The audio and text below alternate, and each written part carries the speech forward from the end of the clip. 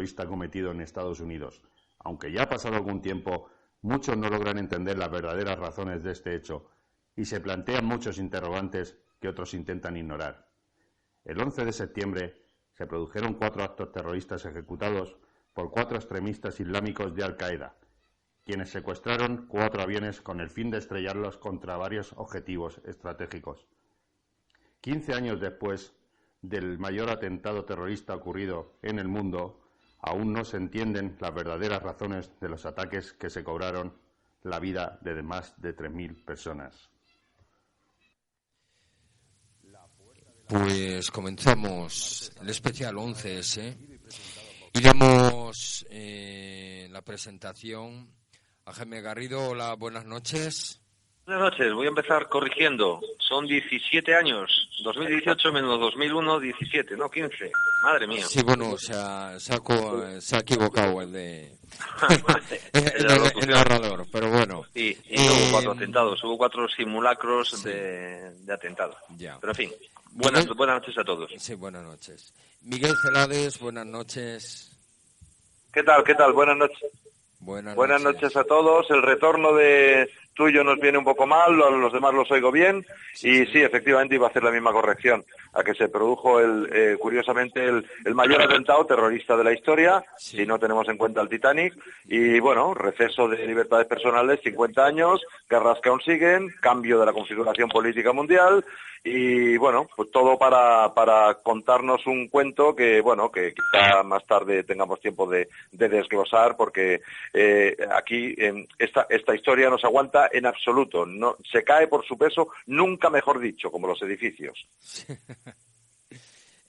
Juan Carlos Aranda, buenas noches. Bueno, vamos a corregir también. Buenas noches, Jorge. Yo soy José Carlos, que Juan Carlos es el rey emérito. Ah, bueno, sí. Bueno, ese es pequeño fallo, ¿no? No 15 años. José Carlos Aranda. Oye, pues encantado de estar con todos vosotros. Vale. Y en un tema que me preocupa enormemente. Enormemente porque estamos en lo que se denomina la era de la posverdad, pero lo cierto es que los americanos esto lo descubrieron hace más de 100 años, ¿no? Y esto es lo que a mí realmente me preocupa, la lectura de, digamos, los acontecimientos históricos, cómo se producen, cómo se moviliza la opinión pública, cómo se obliga a los Estados Unidos a entrar en guerra, haciendo siempre el papel de buenos salvadores del mundo, ¿no? Y esto es algo que me preocupa porque el alcance de la reflexión es algo tan atroz que me da miedo incluso expresarlo, ¿no? Vale, ahora enseguida lo comentas. Iván Campos, buenas noches. Muy buenas noches, señor Jorge. ¿Qué tal? Me alegro de estar aquí en una nueva temporada de La Puerta de Pirámide. En la 4ª temporada. Pues nada, encantadísimos. Y bueno, en la mesa tenemos Carlos Perón. Hola, buenas noches. Buenas noches, ¿qué tal, amigos, compañeros? David Fernández, buenas noches. Buenas noches a todos. Se nos incorpora Miguel Barroso, buenas noches. Hola, muy buenas noches a todos, ¿qué tal? Y Mapi, buenas noches. Hola, buenas noches. Bueno, pues comenzamos este viaje especial 11S y vamos a abrir con, cómo no, con el que me he equivocado, no Juan Carlos, José Carlos Aranda. Dinos, ¿qué nos querías brindar?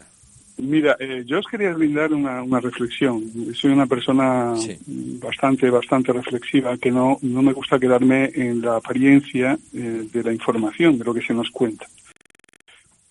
Ahora se ha inventado el término posverdad para encubrir una palabra que es mentira, la mentira.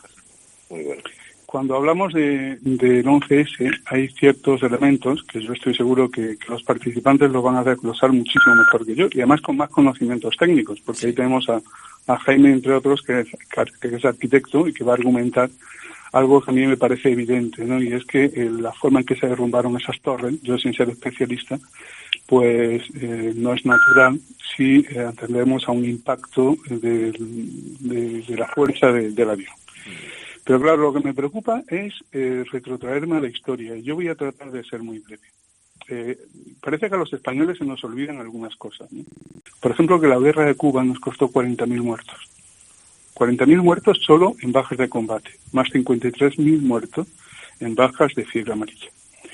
Se nos olvida que Estados Unidos trató de comprar Cuba y trató de comprar Puerto Rico y España negó la venta. Y como consecuencia de esto, pues sobre texto de proteger los intereses norteamericanos en Cuba, envía un barco, se llama The Maine. Resulta que, a pesar de que es una provocación clara, pues el encargado allí en Cuba lo recibe al capitán de navío, a Charles Dwin, y incluso hace buenas migas con él. Pero a las 10:20 de la noche del 15 de febrero resulta que este barco es atacado y hundido supuestamente por la flota española. Bien, esto es mentira. Esto es mentira. Este ataque nunca se produjo. Los españoles dijeron entonces que era imposible que el ataque hubiera producido por una mina o un torpedo, arguyendo 3 razones evidentes, ¿no? Primero, que no se vio ninguna columna de agua en el barco. Segundo, que que haber sido una explosión proveniente del exterior, no podrían o no deberían haber estallado los cañones de munición. Y en tercer lugar, pues hicieron notar que de haber venido la explosión de fuera habría peces muertos, cosa que no había. Bueno, pues se organiza toda una campaña mediática, se moviliza la opinión pública norteamericana en contra de España, que fíjate qué malos son, y la realidad es que lo que interesaba a Estados Unidos era quedarse con estos territorios porque la importancia económica en producción, sobre todo minera y agrícola. Bueno, la versión española ha sido ratificada por un estudio concienzudo publicado, ya gracias a la desclasificación de los secretos y tal, en 1975 por el almirante estadounidense Jaime Henry Cowell, que ratifica pe por pa que esto fue todo un montaje.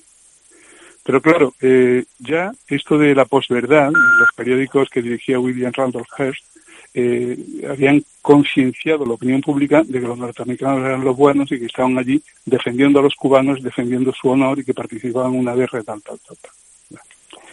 Me preocupa que la entrada en la Primera Guerra Mundial de los norteamericanos se produce también como consecuencia de otro barco. Este sí que parece ser torpedeado por el submarino alemán, ¿no? El Lusitania, que no era un barco norteamericano, sino británico, donde se produjeron 1.198 muertos, de los cuales aproximadamente 240 sí que eran norteamericanos. Bueno, como consecuencia de esto, se produce una tensión mediática en la prensa estadounidense y finalmente, sobre texto de una carta de una especie de conciliábulo, intento de ataque o de connivencia con México para atacar a Estados Unidos por parte de los alemanes, Estados Unidos entra en la Primera Guerra Mundial. Bien, seguimos. ¿De verdad alguien se cree que Pearl Harbor no fue avisado? Hoy sabemos que Roosevelt tenía noticia de ese ataque, y tenía noticia de ese ataque al menos 24 horas antes de que este se produjera. Pero no se dio noticia ni información al almirantazgo y de la flota de Pearl Harbor, de Hawái, de las Islas Occidentales. Claro, cuando tú dices qué está pasando aquí, dice, oye, pues en este caso había unos intereses muy, muy importantes de la expansión japonesa en el Índico, que estaba amenazando la expansión estadounidense. Cuando además Estados Unidos, como consecuencia de la guerra chino-japonesa y de esta expansión en el Índico, decreta un embargo del petróleo, siendo el mayor proveedor de petróleo de Japón, que lo provee entre el 50 y el 60%. Consecuencia, declara la guerra, vence la guerra a Japón y automáticamente, ¿quién paga los gastos devengados por la guerra? La respuesta es muy sencilla, es el perdedor. Si vamos uniendo esta línea, en la que necesitamos concienciar a la población norteamericana para que ellos son los buenos y a partir de ahí se ofrezcan voluntarios para participar en una y otra guerra, pues resulta que yo lo que veo, y que Dios me perdone, es que las incógnitas del 11S tienen precedentes históricos de Estados Unidos. Y a mí esto me da miedo decirlo porque son 3.000 muertos los que pesan sobre esas afirmaciones. Sin embargo, todos los indicios apuntan por él, ¿no? Después pienso otra cosa, y me vais a perdonar. Se está hablando ahora de un contrato de 400 bombas que España vendía a Arabia Saudí y ha habido una entrega de 9,2 millones de euros. ¿Alguien se ha pensado cuánto mueve la industria armamentística estadounidense? Yo os lo digo, 41.930 millones. Bueno, el incremento de la industria armamentística norteamericana desde la caída de las Torres Gemelas, según el Instituto Internacional de Investigación de la Paz de Estocolmo, ha sido del 25%. La industria armamentística norteamericana supone el 57,9% de todo el movimiento de compraventa de armas en el mundo. Para que nos hagamos una idea, las 5 corbetas que han encargado Arabia Saudí a España cuestan 1.813 millones. ¿Saben cuánto cuesta un misil Tomahawk? Yo se lo digo, 750.000 euros.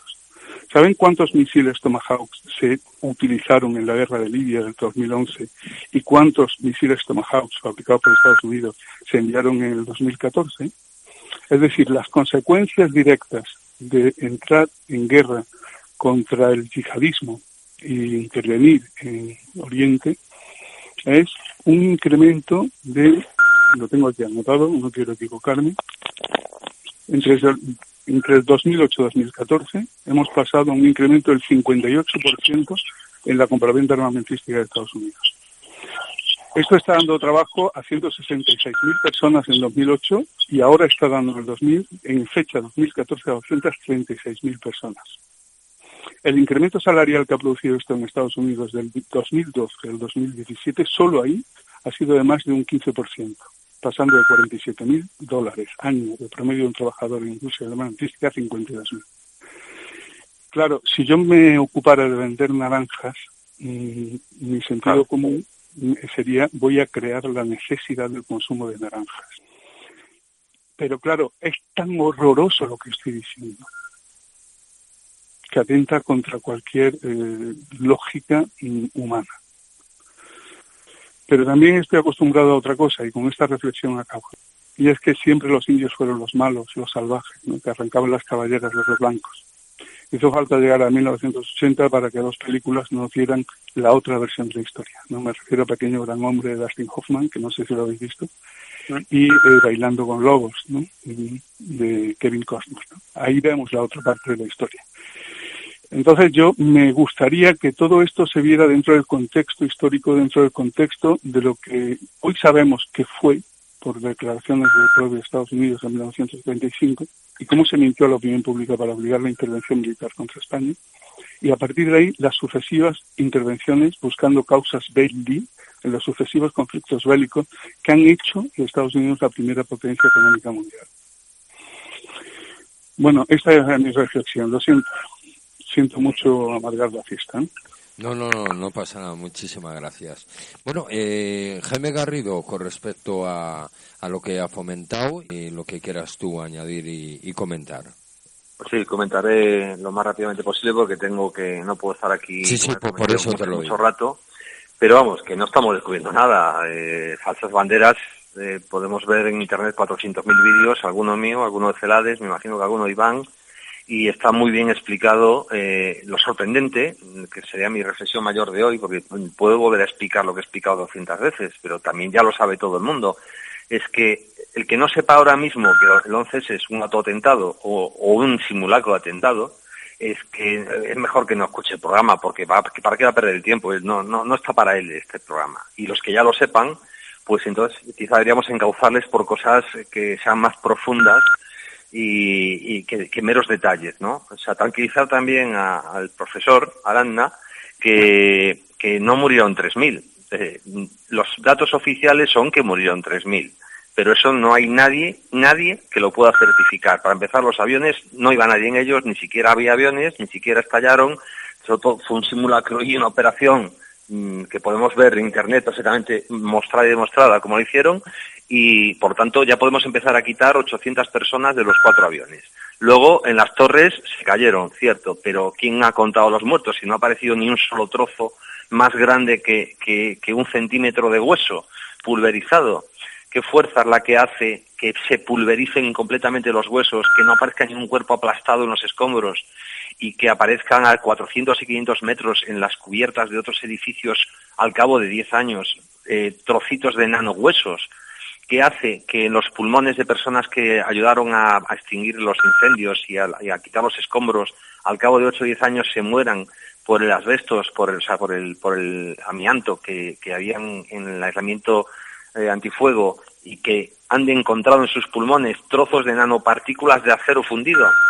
Eso no se hace con un colapso, ni se hace ardiendo a fuego lento y a fuego bajo, que era lo que pasaba en las Torres Gemelas. Era el fuego producido ya ni siquiera por el fuel, que arde a 850 grados, 500 y pico, 600 grados centígrados, sino que lo que ardía eran las moquetas y los pocos muebles que quedaban después del estallido, ¿no? Y vamos a hablar de estallido y no de entrada de avión. Entonces, ahí que ardía, no ardía nada, porque de hecho salía el humo negro. Por tanto, eso es imposible que funda simultáneamente todos los pilares en todos los niveles y de una forma perfectamente ordenada vayan cayendo un piso sobre el otro. Eso ya lo hemos hablado en todos los sitios. Quien lo quiera entender ya lo entiende, y quien no, que se mire los vídeos despacio porque tiene mucha enjundia. Pero ¿qué utilizaron estos señores o señoras para demoler las torres en tan poco tiempo? Pues una fuerza tan brutal, que no se puede manejar ni siquiera, como decíamos al principio de empezar a descubrir las mentiras, con nanotermita. Aunque utilizaran nanotermita, aunque la pusieran en todos los pilares, vemos en los propios vídeos oficiales que se desintegra la cabeza de las torres, empieza a girar, se inclina a unos 20 y tantos grados y de repente se endereza y se disuelve en el aire. Solo hay una energía capaz de generar eso, y son energías escalares, energías punto cero, que no se manejan ni con aviones, ni con bombas, ni con nanotermitas, se manejan desde satélite. ¿Qué terrorista tiene satélites para utilizar esto? Nadie. Lo tiene el sistema de poder que está establecido en el planeta, que tiene una tecnología, como ha reconocido algún militar amigo, hasta 50 años. Yo le pregunté, oye, ¿es verdad que los militares van 30 años por delante de la tecnología que tenemos los civiles? Yo ya sabía que era más, pero quería picarle. Me dijo, no, Jaime, 30 no, y 50. Si los militares tienen 50 años de tecnología por delante, y estamos viendo ahora hologramas perfectos, presentaciones de Michael Jackson 8 años después de supuestamente muerto, y no distingues a Hamilton en su presentación de no sé qué producto, del Hamilton en holograma, imagínate hace solo 18 años, si van 50 años por delante. ¿Qué no tendrán? ¿Qué no serán capaces de hacer?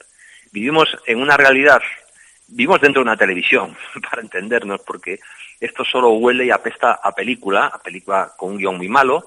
Todas las conclusiones de la gente que estudia esto a fondo es que quieren que sepamos que lo hacen a propósito y que son impunes, porque las chapuzas son tan gordas que esto se lo das a Mortadelo y Filemón para que organicen los atentados, y lo hacen mucho mejor con la tía que con la CIA. Entonces, quieren que lo sepamos, lo sabemos, pero ¿quiénes lo sabemos? Lo sabemos, pues, lo que llamamos los despiertos, los conscientes, los que estamos en el camino de la conciencia. Bueno, pues es por aquí por donde hay que mirar. Yo siempre digo, y ya voy terminando, que lo importante del 11S no es la guerra, no es el dinero, no es el poder, eso ya lo tienen. El dinero lo fabrican ellos, no necesitan fabricar dinero vendiendo. Lo importante es que todo este despliegue es, en el fondo, una lección, es un choque mental, un choque emocional y un choque espiritual a la humanidad entera. Es dejarnos claro que son quien manda, que son impunes, que pueden hacer cualquier cosa sobre nosotros, y nuestro subconsciente o el consciente colectivo que se encoja de tal manera, que se encojan nuestras almas, que se achique completamente nuestra parte espiritual, esa que ya no sabemos cómo hacer para desarrollar, y esto es un homenaje también al amigo Miguel Celades. Él organizaba unos congresos que eran ciencia y espíritu. Y a mí al principio, yo no entré en la conciencia tan rápido, tan pronto como él, ni como muchos de vosotros, yo decía, ciencia y espíritu, ¿esto qué tiene que ver? ¿Cómo que tiene que ver? ¿Cómo que tiene que ver?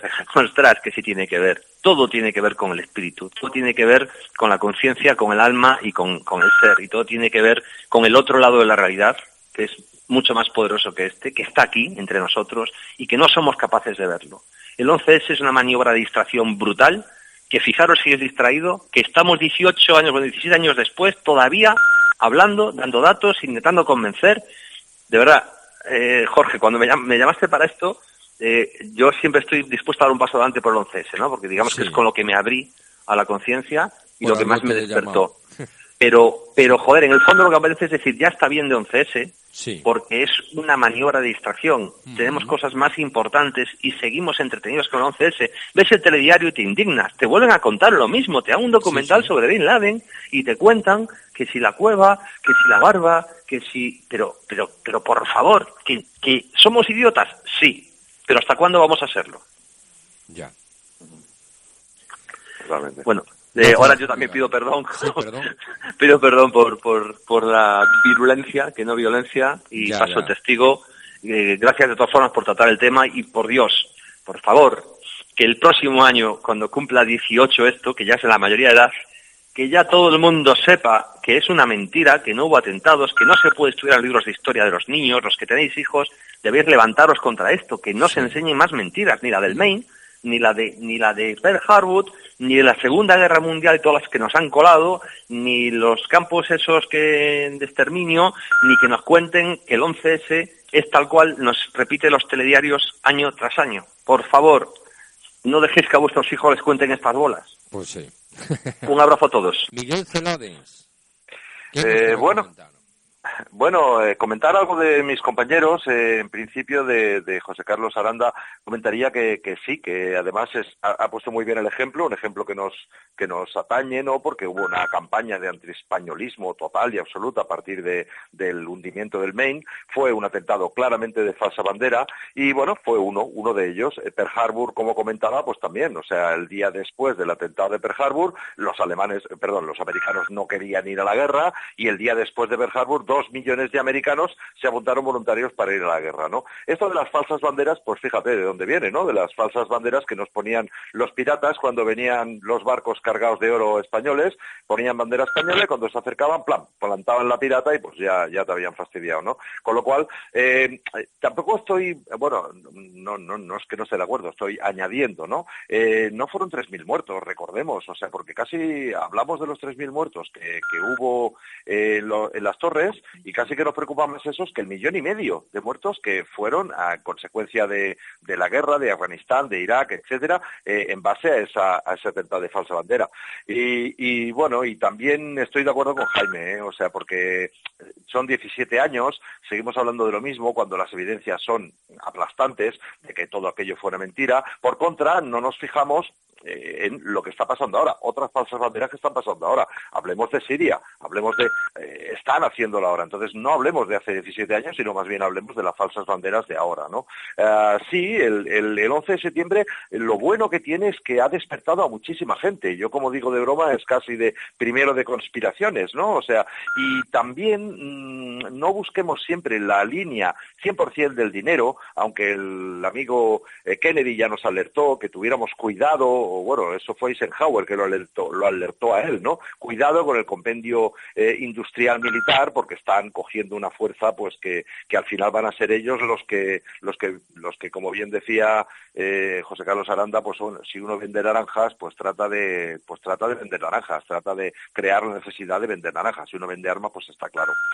Yo, para no dejar el tema, porque es un tema serio, la verdad hace libre, pero la verdad es que es muy seria y es muy triste, ¿no? Yo casi le vería a esto, más que dar más datos, porque datos, como bien decía, pues hay por todas partes, ¿no? Y pues yo te diría casi plantearlo, y si me permites, en 3 minutos te lo planteo así como concepto, casi cómico. Es que es casi cómico. O sea, nos cuentan que una serie de árabes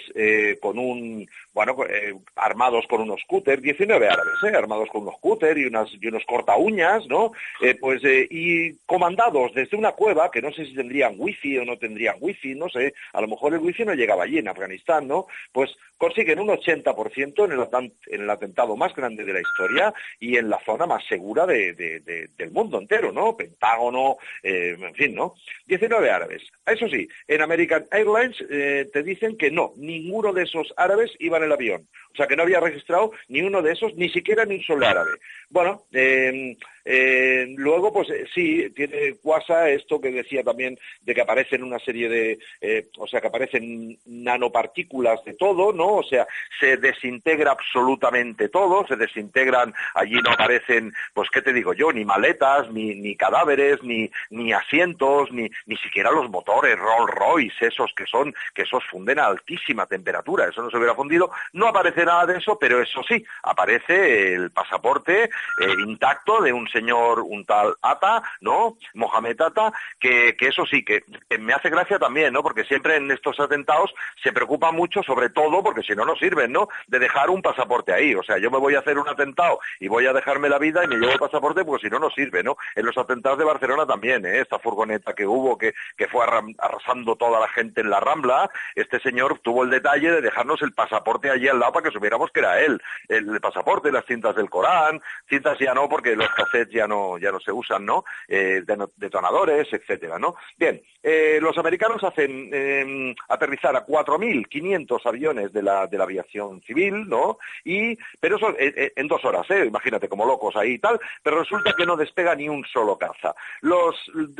Bueno, pensaba que igual Jaime, pero es verdad que este es un tema ya más que hablado, ¿no? De la evidencia de que los edificios de acero jamás se han derrumbado por un fuego, ¿no? O sea, ahí tenemos la Torre Windsor en Madrid, que estuvo 3 días ardiendo. Atención, 3 días ardiendo. Y ves que aguantaba una torre para irla desmontando de arriba a abajo, como hicieron, ¿no? En las Torres Gemelas, en la Torre World Trade Center 1, pues 50 minutos después de que un avión chocara, cuando todos los ingenieros, que los conozco, ingenieros por la verdad, arquitectos por la verdad, pilotos por la verdad, pues te dicen, hombre, es que ya hicimos este edificio para que no un avión, sino varios chocaran a la vez y esto no pasaría nada, ¿no? Bueno, pues se cae en 50 minutos la primera. La segunda se cae en creo que fue en 2 horas, y atención, que ya lo hemos olvidado, 17 años, pero es que al año siguiente ya no nos acordábamos. Cayeron 3 torres, no 2. Además cayeron en velocidad de caída libre. Tú sueltas un piano desde arriba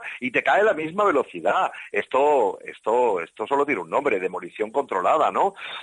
Comentar también que durante un año que estuve compartiendo espacio radiofónico con Daniel Stulin, él trajo una vez a un agente secreto ruso, tal, y nos comentó que efectivamente en las bases de las torres él le llamó microbombas atómicas, ¿ok? Porque si no aquello no se demuele, ¿no? O sea que, entonces, bueno, y a todo esto, y luego nos cuentan la historia esta de que desde una cueva, acordaros de que el Bin Laden casi lo pillan y el tipo sale con una mobilette se escapa y luego resulta que donde veíamos todo el mundo aviones, no hay aviones, del Pentágono ya, olvídate, el cachondeo con el Pentágono, o sea que, imagínate, o sea, bueno, he hablado, soy amigo de también como Jaime, supongo, y tal, con Mitoa Campos, que él es piloto, y él me decía, un avión es de aluminio, o sea, un avión se choca con un pájaro y le hace un bollo que no veas. ¿Cómo va un avión a traspasar 3 anillos de acero, de hormigón armado del Pentágono y hacer un agujerito de 3 metros?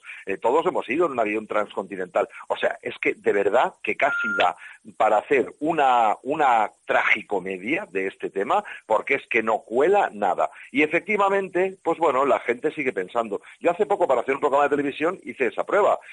¿Quién se acordaba que hubiera 3 torres, ¿no? Que no cayeran 2, sino que cayeran 3. Bueno, pues nadie se acordaba. Claro, es que el segundo libro más leído, el tercero, después de la Biblia y Harry Potter, fue el informe del 11 de septiembre. Y en ese informe, denso, completo, con todo tipo de datos y detalles, se olvidaron de hablar del World Trade Center 7. Yo estuve en Nueva York hace poco y vi un monumento allí de la Torre 1, muy bien, otro monumento en la Torre 2, un monumento un poco macabro, de un agua que cae para abajo, un poco macabro, ¿no? Y preguntando por ahí, oiga, ¿y el World Trade Center 7 dónde estaba? Un poco como que todo el mundo, el World Trade Center 7, bueno, no, es que como que no existiera, como lo que lo hubieran ninguneado y ya no existiera.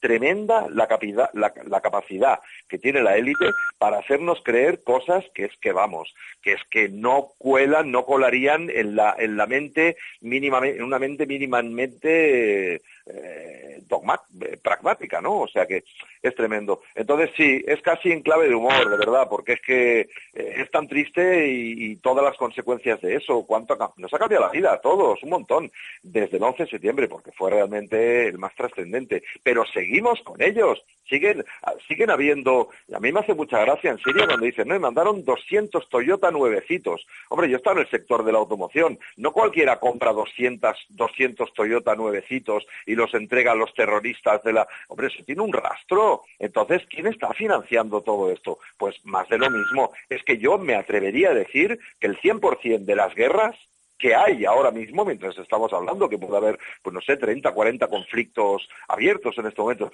Yo me atrevería a decir que el 100% de las guerras han sido provocadas por atentados de falsas banderas. Y nos las siguen colando un día y otro y otro. Y al que habla, pues te dice, oye, no me cuentes nada, que yo quiero vivir tranquilo. Pues nada, campeón, sigue tranquilo en tu ignorancia, que la verdad es que se está más feliz.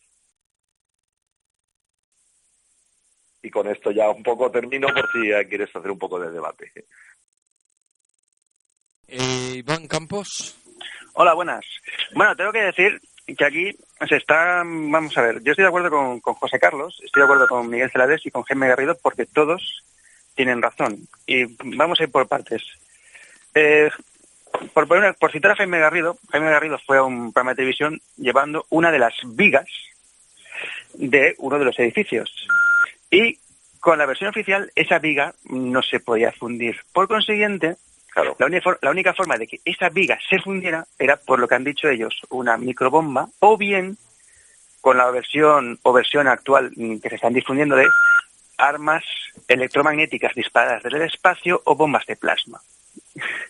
Entonces, vamos a ver, sí, si están 100 años por delante, perfectamente pueden disparar un rayo electromagnético y freír la torre. O sea, en el 2001, vamos.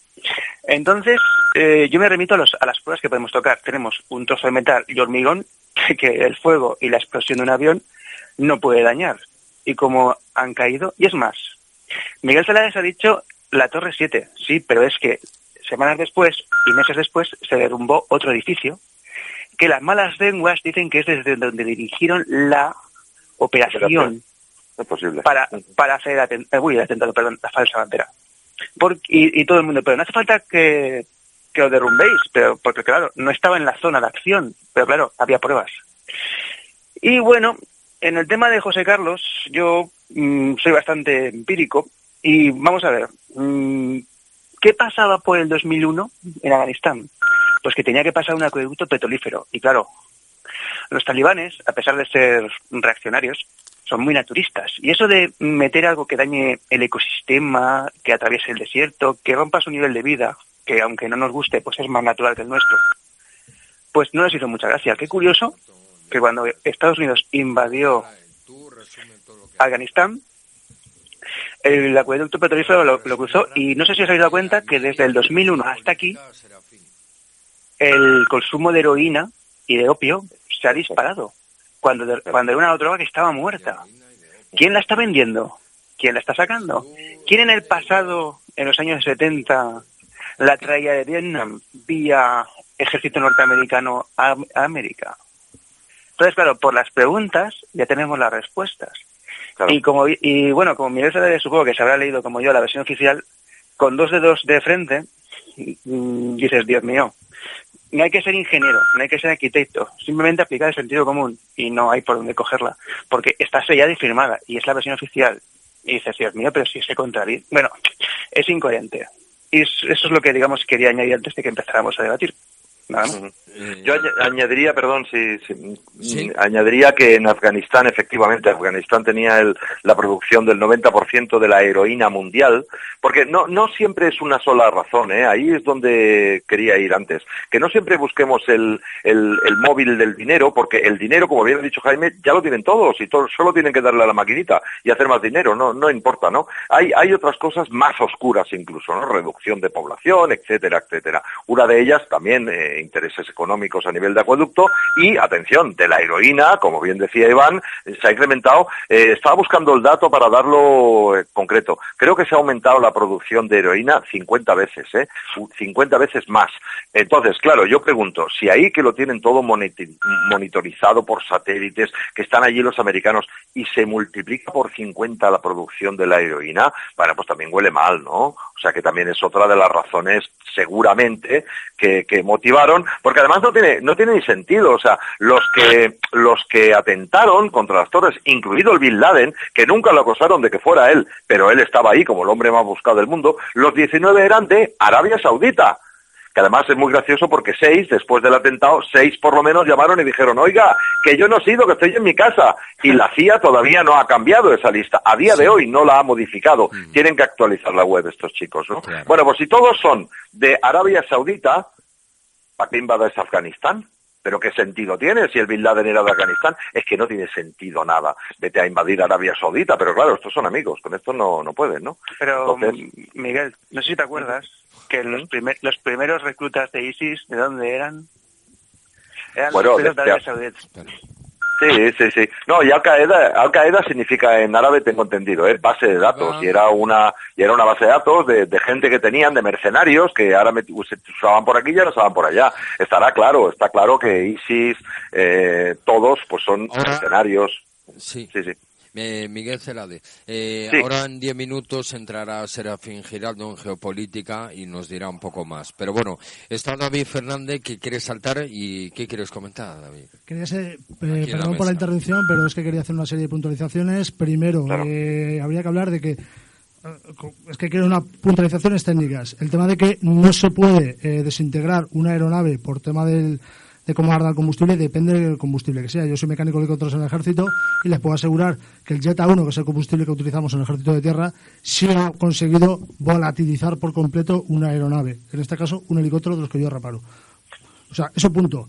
Punto 2, no es acueducto, sino oleoducto, cuando se habla de término de transporte de petróleo. Y tendría que puntualizar que realmente no es la razón por la cual los talibanes no llegaron a un acuerdo con la empresa que era UNOCAL en este caso, de la que después saldría el Hamid Karzai como presidente del Afganistán post invasión norteamericana. No era porque realmente los talibanes fueran ecologistas ni mucho menos, sino porque los talibanes en última instancia llegaron a un acuerdo con una empresa petrolífera argentina. Todo eso aparece en las investigaciones de Ahmed Rashid, aquel periodista pakistaní que dio mucho que hablar con su libro Los talibanes, el petróleo y Asia Central, el gran juego, cuando hablaba precisamente de términos de geopolítica. Otra puntualización muy importante, que es una información que, por ejemplo, no me gustaría añadir, que es sobre todo las tramas financieras previas al 11S. Se habló, y fue un escándalo bastante llamativo, de los 4 días previos al 11S, en las que se realizaron una serie de operaciones bursátiles en la Bolsa de Valores de Nueva York, muy sospechosas. Hay un término que se utiliza en trading, que es el insider. Un insider es una persona que hace operaciones bursátiles teniendo información confidencial.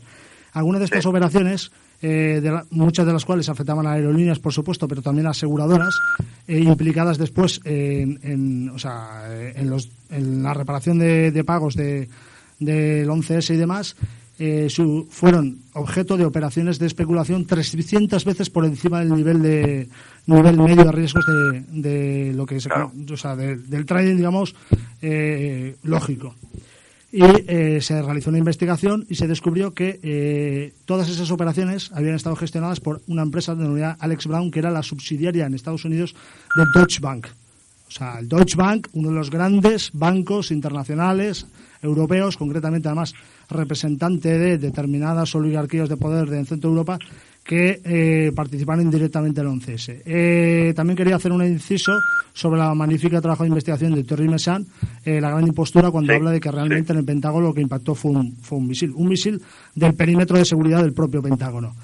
Hay documentos gráficos y muchísima información al respecto. Curiosamente, Thierry Meyssan, años después, creó un grupo de investigación llamado Red Volter, de la que yo sigo, con trabajos de investigación en geopolítica muy interesantes, y él mismo fue muy clarificador con respecto a la tesis, a la teoría árabe, o árabe inductora de los atentados. Él dijo que era mentira que después del cierre completo del tráfico en Estados Unidos se abriera una pequeña ventana para determinados vuelos para ciertos oligarcas árabes. Pero, sin embargo, sí que trasciende, o sea, sí que refuta la tesis, o sea, reafirma la tesis de que sí que había una conexión saudí. ¿En qué se basaba esta conexión saudí? En que realmente la familia Bush, concretamente el que en aquel entonces era presidente de Estados Unidos, George Walker Bush, había sido salvado de la quiebra financiera por la familia Bin Laden, que tenía conexiones con el tema del petróleo. Los Bin Laden eran la segunda familia, y a día de hoy seguirán siendo, más importante económicamente de lo que llaman el entorno de la monarquía real saudí. Un verdadero consorcio, ya no solo a nivel económico con un potencial bestial, sino con enormes conexiones con el crimen organizado, fundamentalmente el tráfico de drogas y el tráfico de armas. Ahí también nos entronca con el tema del opio en Afganistán. Afganistán produce desde hace un par de décadas de 3/4 partes del opio a nivel mundial. El otro 20-25% se produce en Birmania. De ahí la conexión. Los talibanes no dejaron en ningún momento de traficar con el opio, porque realmente yo he estado en Afganistán, yo he estado destinado 5 meses en Afganistán, y es un país tan inhóspito y tan brutal que no se les puede echar en cara que no traficaran con el opio, porque es que no tenían otro recurso económico, independientemente que fueran talibanes u otros. Lo digo porque hay muchos trabajos de investigación que nos pueden llevar precisamente eso, al entramado financiero y a todas las conexiones. Está claro que lo del 11S ha sido un atentado de falsa bandera, como todos los de la historia moderna de Estados Unidos. Desde, como muy bien ha dicho José Carlos, el tema del Maine, del hundimiento del Maine. Al respecto a eso, me gustaría hablar de una obra de investigación muy buena, que es Las 60 familias norteamericanas, escrita en 1937 por en aquel entonces el presidente de la Asociación Norteamericana de Sociólogos, Ferdinand Lundberg, en la que destapa todos los trapos sucios de las oligarquías norteamericanas y cómo precisamente movieron ficha para meter a Estados Unidos en la guerra de Cuba contra España, en la Primera Guerra Mundial y a la antesala un poco de la Segunda Guerra Mundial. Concretamente, en la Primera Guerra Mundial, cuando habla del hundimiento del Maine, el Maine concretamente sí que lo hundieron los alemanes, pero porque llevaba armas de 3 empresas norteamericanas, violando claramente un acuerdo de paz, o sea, un acuerdo firmado entre Alemania, Inglaterra y Estados Unidos, por el cual Inglaterra podía abastecerse de un convoy de ayuda humanitaria, un convoy marítimo por parte de Estados Unidos, siempre que no llevara armas. Como Estados Unidos violó eso a través del Maine, Alemania lo hundió. Eso está certificado por el responsable de la Autoridad Portuaria de Nueva York, que fue ahora mismo no me acuerdo del puerto, pero de dónde salió. ¿Por qué? Porque está transcrito en esta obra de investigación. Y precisamente, curiosamente, esas 3 empresas pertenecían a la familia Phil Dodge, que después creó una comisión de investigación en el Congreso para introducir a Estados Unidos a la Primera Guerra Mundial. Y eso es la historia de Estados Unidos desde el principio de los tiempos. Las oligarquías financieras, políticas y también el mal llamado, como ya os he dicho, consorcio económico-militar, fundamentalmente con la Northern, la corporación Northern, son los que realmente inducen la política de Estados Unidos de guerras constantes y de imperialismo.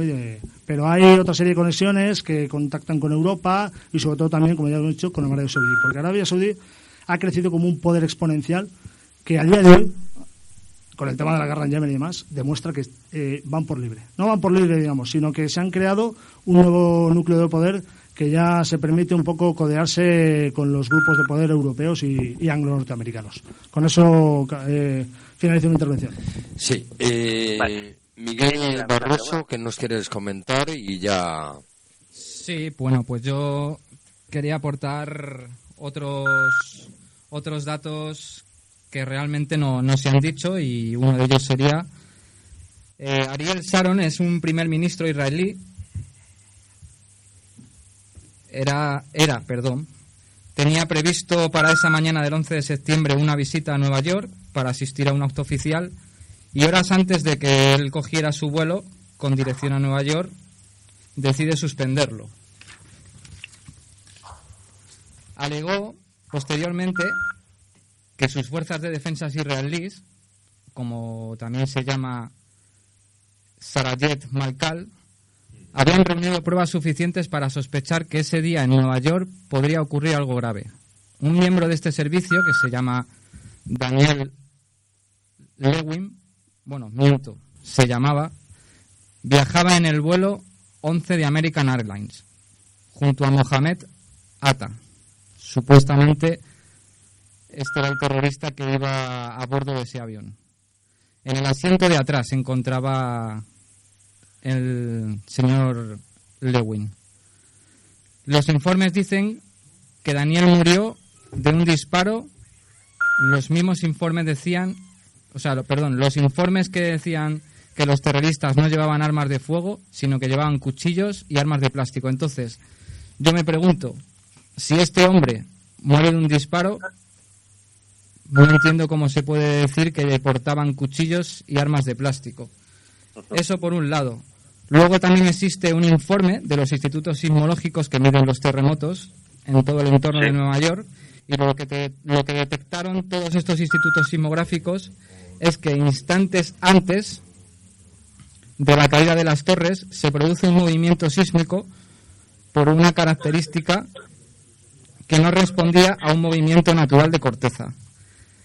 El temblor se detecta en la base de las torres, las cuales están prácticamente incrustadas en la corteza. Lo que detectan los institutos fue la ruptura de la base de la torre con la corteza. Luego, por otro lado, existe otro estudio, fotográfico y muy concluyente del segundo impacto, ejecutados con una serie de programas informáticos que detectaron que en el segundo avión portaba en la parte inferior algo parecido a un depósito que posiblemente con un tipo de sustancias pudiese incrementar el calor. Vale, muchas gracias. Muchas gracias, Miguel Barroso. Nada, a vosotros. Sí, y bueno, damos paso a Serafín Giraldo. Hola, buenas noches. Hola, muy buenas noches. Hola, muy buenas noches. Encantado de tenerte otra vez más en la Puerta de la Pirámide.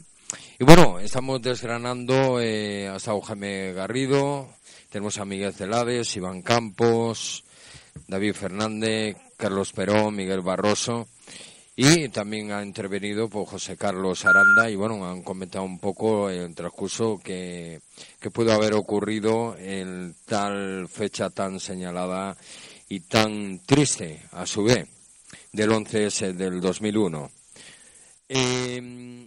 A nivel de geopolítica, ¿qué realmente, qué beneficios tendría ahí la política en conseguir hacer este atentado tan fuerte?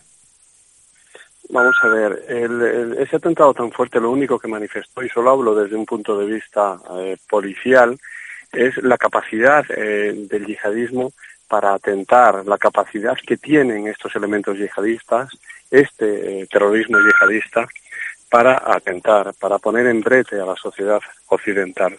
De alguna manera lo que pasó, hubo un antes y un después de ese atentado. A partir de entonces, pues las sociedades occidentales empezaron a darse cuenta de que este fenómeno existía.